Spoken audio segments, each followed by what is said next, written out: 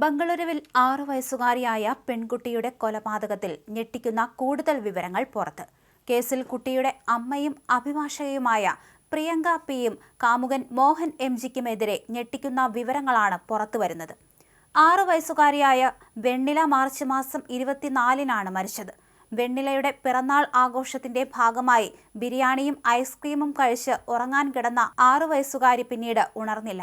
രാവിലെ മകൾ ഉണരാത്തത് കണ്ട് നോക്കിയപ്പോഴാണ് മകളെ അനക്കമറ്റ നിലയിൽ കണ്ടത് എന്നാണ് പ്രിയങ്ക പറഞ്ഞത്.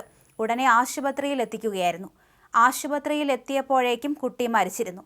ഭക്ഷ്യവിഷബാധയെന്ന സംശയത്തിൽ അസ്വാഭാവിക മരണത്തിൽ പോലീസ് കേസെടുത്ത് അന്വേഷണം തുടങ്ങി.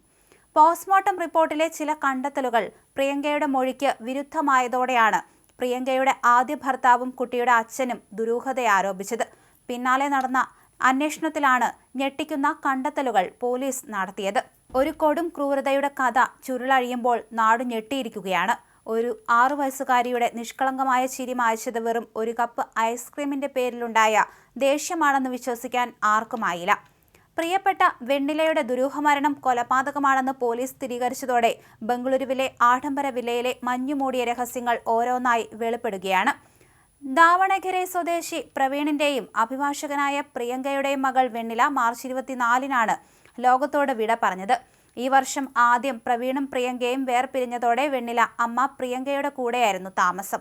താമസിക്കാതെ പ്രിയങ്കയുടെ കോളേജ് സുഹൃത്തും റിയൽ എസ്റ്റേറ്റ് ബിസിനസ്സുകാരനുമായ ജിയൻ മോഹനും ഇവരോടൊപ്പം ആഡംബര വില്ലയിലേക്ക് താമസം മാറി. എല്ലാം പുറമേക്ക് ഭംഗിയുള്ള ഒരു കുടുംബ ചിത്രം പോലെ. പക്ഷെ ആ ചിത്രത്തിനുള്ളിൽ ഒളിഞ്ഞിരുന്നത് ഇരുണ്ട ഭാവിയായിരുന്നു.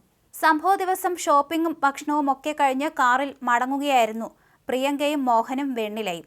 യാത്രക്കിടെ വെണ്ണിലയുടെ കയ്യിലിരുന്ന ഐസ്ക്രീം കാറിനുള്ളിൽ സീറ്റുകളിലും മാറ്റുകളിലും ചിതറി വീണു. ഇത് കണ്ട് മോഹൻ പ്രകോപിതനായി.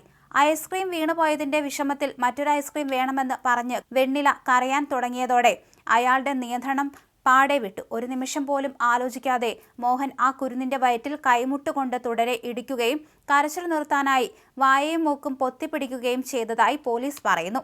ആ നിസ്സഹായമായ കുഞ്ഞു മരണം ഒരു നിമിഷം കൊണ്ട് സംഭവിച്ചു.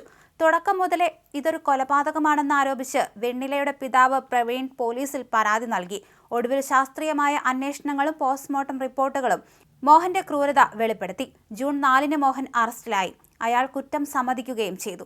അതേസമയം കുട്ടിക്ക് ഇരുണ്ട നിറമായിരുന്നു. ഇത് തങ്ങളുടെ അന്തസ്സിനെ ബാധിക്കുമെന്ന് ആ അമ്മയും കരുതിയിരുന്നുവെന്ന് പറയപ്പെടുന്നുണ്ട്.